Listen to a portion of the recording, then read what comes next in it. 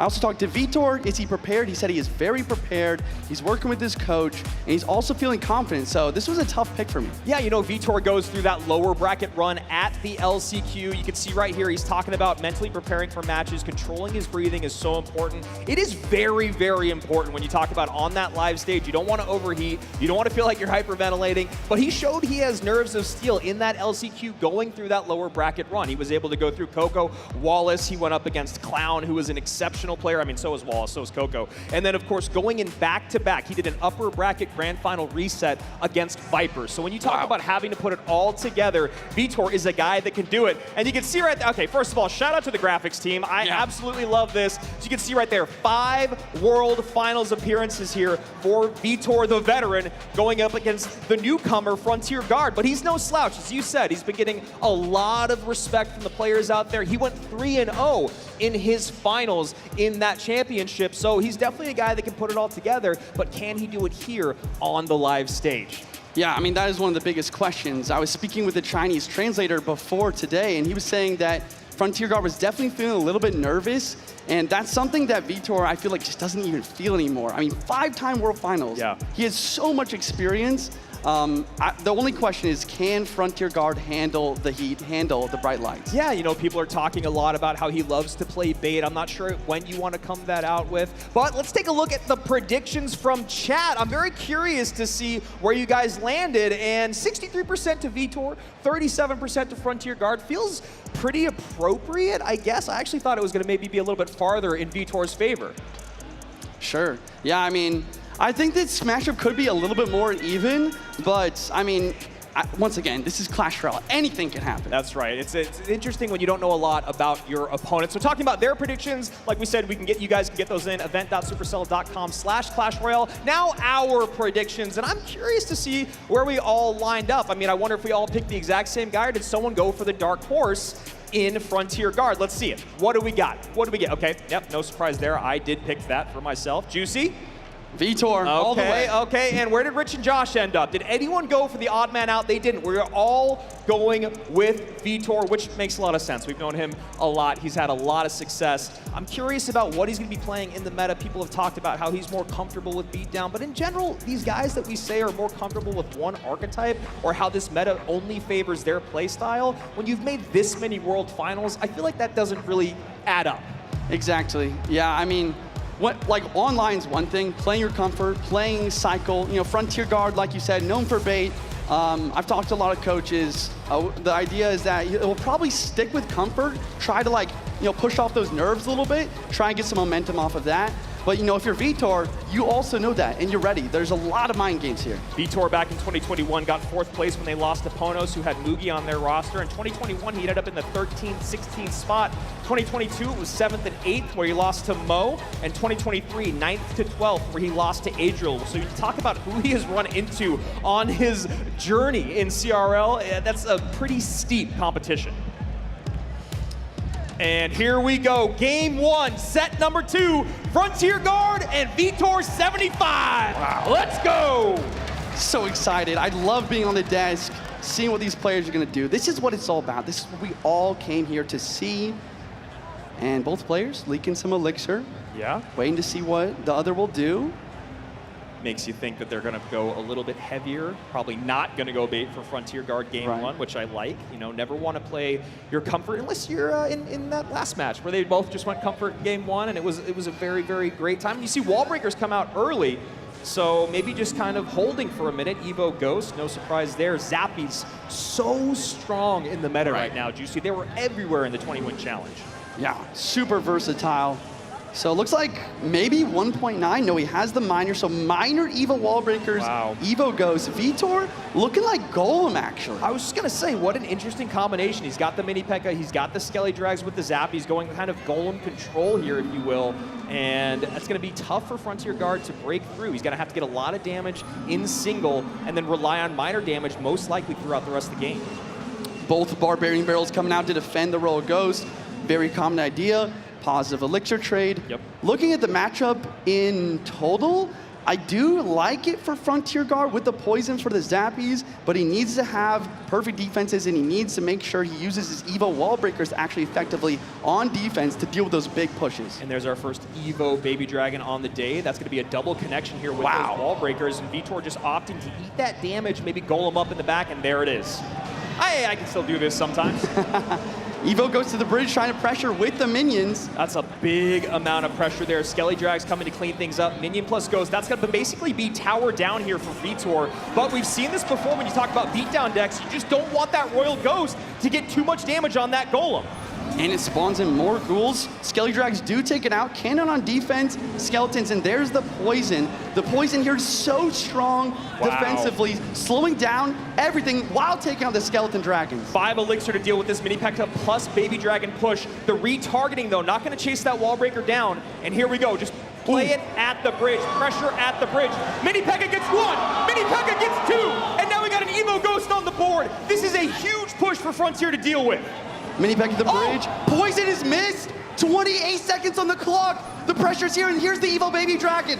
Everything's gonna start moving really quick towards that tower, but the Barb Barrel, Andrew. It cleans up everything, cleans up the ghouls, and you can see on Frontier Guard's face, he knows this is all but sewn up. Baby Dragon is on tower, but it's not gonna be enough. Big spell, not enough. 576, the newcomer takes game number 1. And the crowd loves it. Wow, impressive stuff from Frontier Guard. You can see him set if he just goes comfort. Now, I don't know if this golem deck is necessarily comfort for him. So maybe here in game number 2, which is coming your way right now, we'll see VITOR go a little bit comfort to even things up. Hopping into the game.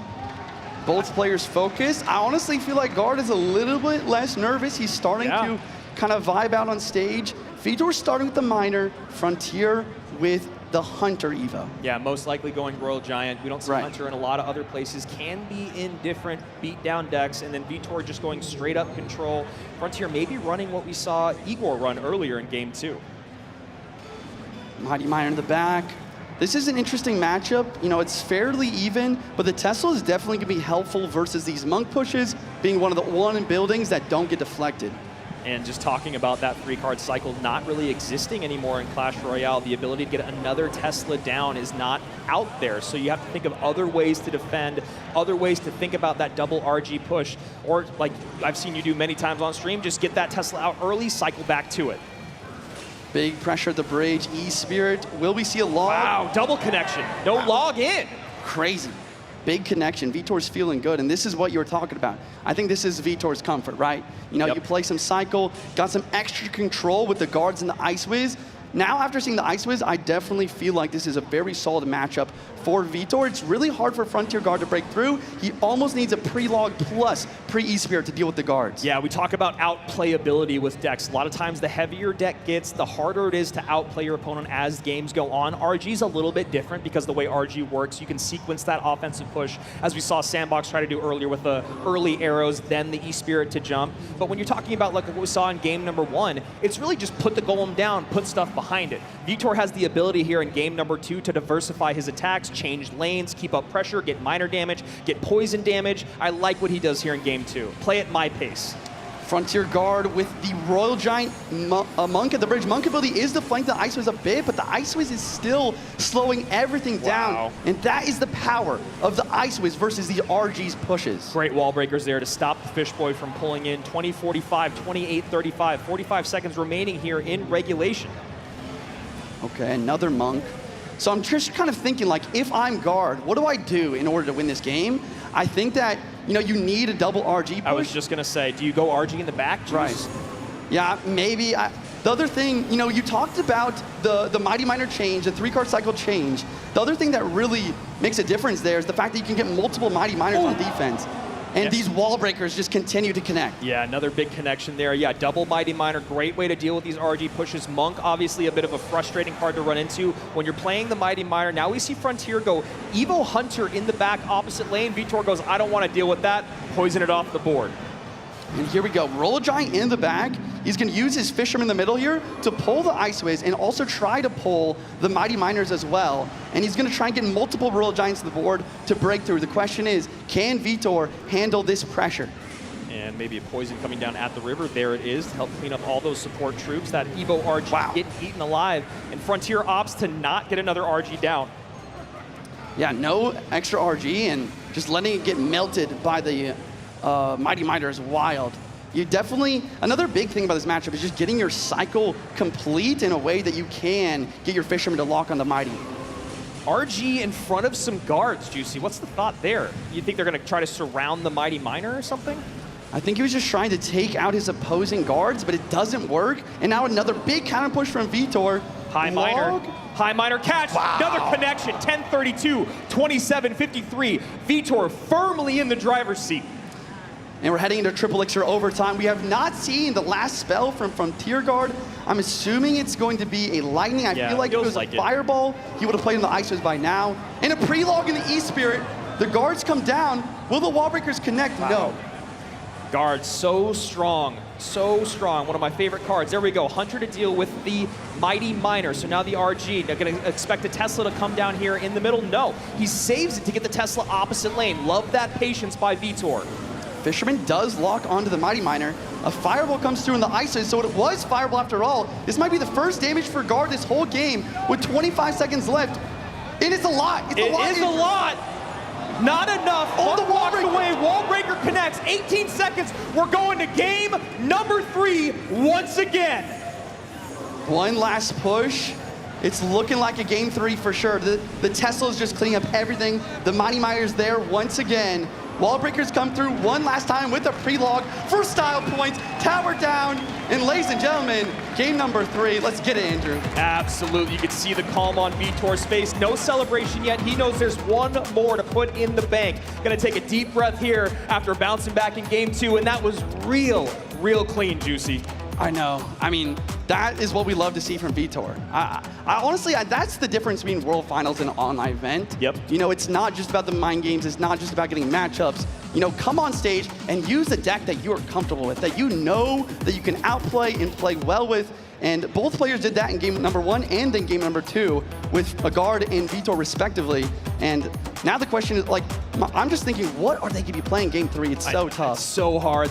Being an analyst or a coach now in 2025 with Evolutions is absolutely insane. The amount of cards that we have in the game. I love that Vitor never overextended himself. He just got damage where and when he could, and it actually ended up being a great amount of damage so that he had some breathing room late game. We saw that RG break through. That RG did way more damage that I think Vitor was anticipating, but because of the work that he had done earlier, it was still really not that close.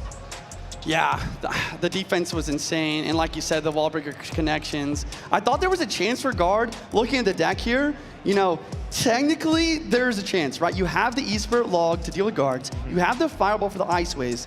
I kind of like how he saved the fireball to the very end to make his opponent think it's maybe lightning and get that breakthrough. But Vitor was able just to hold on to the very last second with all of his Tesla, the ice was slow, etc. Yeah, Vitor did a great job of covering all of his bases so that Frontier could not do that overwhelming push. You know, like I said, he had some great patience to recognize where Frontier was going to pour things on. Frontier kind of like felt things out a little bit. We saw that Evo Hunter cycled in the back on the right side, maybe seeing if Vitor would bite on it or not. We got the poison down early, so then Frontier focuses back on the left-hand lane, as you said, still holding that fireball for a long time. I don't know if it could have came out earlier just because of how well Vitor was playing passively. So it's just one of those things. Both these guys, it was kind of like, will they, won't they, when will it happen? And Vitor was able to stay out on top. Yeah, I think the other thing that I really liked in that match was just the fact that Vitor was able to bounce back. Yeah. Like after losing first game, you know, like mentally, that is just so draining. But once again, that is where 5-time World Finalist experience really just comes into shine, where you know you're down a game. It's like, I've been in this situation before. I can do this. And when I see Game 3 here on the horizon, I really want to see Vitor go to what we're just talking about. I want to see him play comfort. I want to see him play control, because from what we heard from coaches, what we just saw there in game number 2, if he just slows things down and makes him play at his pace, if he makes Frontier play at his pace, he should be the one to come out on top. Right. Yeah, the other thing is, like with Roll a Giant, I've seen Frontier Guard play a bit of Roll a Giant, But overall, Roll Giant is one of the most complicated archetypes It really in Clash is. Royale. So I feel like it'd be really tough to play on stage unless you're a Mugi, a Pedro, for example. But another thing about Frontier Guard's comfort, it's log bait, right? The problem with log bait is that it's very counterable. Yes. But I don't know, maybe he's just that good. Yeah, maybe. I mean, we saw Riley do it last year, right? Right, New yeah. log bait was coming. Log bait was a bit stronger last year probably Right. than it is right now, although there are new versions of log bait that are getting more and more popular every single day. We're seeing more and more Rascals. We're seeing Bush come out. We're seeing the double small guys, whether it's Princess and Dark Goblin, what have you. Royal Ghost is in a lot of them. So it would be interesting to see Frontier go that way. I would love to see VITOR even play something like RG, where he's talking, he does know how to sequence that way. He does know how to play that patient, pick apart your defense, and break through. Here we go. Game number 3 coming your way. VITOR takes game 2 after Frontier does a dominant game number 1 CRL debut. Love the graphics here. Once again, guys, this is duels formatting best of 3s. Any card that's played previously cannot be played in this match. Cannon card in the back from Frontier Guard and a Furnace Evo from VITOR. Let's watch as these decks unfold to see what these players are using. Cannon cart and barrel, Evo barrel, we see a lot of mortar. So Frontier Guard might have stolen my heart here and our first boss bandit of the competition. Yeah, this is an interesting boss bandit bridge spam variation, I assume, but he has arrows as well. Maybe expecting that bait element to come out from Guard. And why, well, it is not complete bait. Wow, Skeleton King ability. Oh, wow. Wait, this is a There's lot the of mortar. pressure. Yeah, it's a lot of pressure, a lot on the board, and VITOR doesn't really have a way to take care of it. He's got to go Spirit Empress up high, and this Dark Goblin should make light work of it, and this is going to be a lot of damage for Frontier Guard. VITOR is very fortunate he got that second shot in from the Empress. Oof, that Vine spell was amazing. It's really going to stop most of everything, and then a Snowball comes out as well. So once again, before I was captivated by the Skeleton King ability, this Bridge Spam deck is fairly solid, but the fact that he has 3 spells to be so ready for these bait elements gives him a decent chance of actually coming back here. Yeah, the fact that he can get on top of that Dark Goblin with 2 different spells is real, and they're both even trades. That's going to be something that's frustrating for Frontier Guard. You got that Evo Snowball to not always the best when you're going up against Mortar, when you're going up against Cannon Cart, and obviously you can get that Goblin Gang down first and then the Skeleton King down second. And that's always going to be a great way to clean up those big pushes. Boss spin in the back. Does very well versus Cannon Card, but not very well versus Skeleton King. And the Gang as well. Wow. And the Skeleton King ability. Maybe 3 spells isn't enough for all of this spam. Yeah, we'll see how much the Furnace can do against the Skeleton King as time goes on. Spirit Empress could be a bit of an X factor here. The Lightning comes down, though. That's a bit tough. And now we see this. Yeah, Ram Ram Rider Rider. in. Vines as well. And big connection with the Ram Rider. Snowball a little bit late. What does clean up the counter push.